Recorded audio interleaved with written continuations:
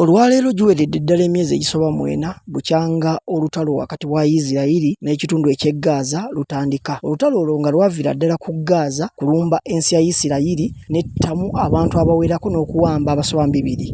Okuva olwo omukulembeze w'eggwanga lya Isreal Benjamin Netanyahu nga ye Prime Minister wa Isreal yaduumira eggye lye okukola obulumbaganyi ku nsi eya Palestine mu kitundu ky'e Gaza. Okuva olwo n'ogunogujwa abantu abakunukkiriza emitwalo 3 be bafiiridde mu lutalo olwo. Olwaleero wabaddeyo obuzibu ng'ekibiina ky'amawanga amagatte kibadde kigaba mmere mu luwannanda lw'e Gaza mu kitundu ekya Khan Younis ne Rafah. Eyo Isreal gye kanyugiridde emizinga mu bantu abagenze okufuna emmere ne mufiiramu abamu nga mubaddemu n'abaana. Omukago gwa Bulaaya gusabye mangu ddala enteeseganya eza ceasefire okugenda mu maaso okulaba ng'olutalo luyimirira okutaasa omusaayi ogugenda mu maaso mu kuyiika mu nkola eya kifa mukokko. Sigadde ndi Sseŋŋonzi munnamawulire.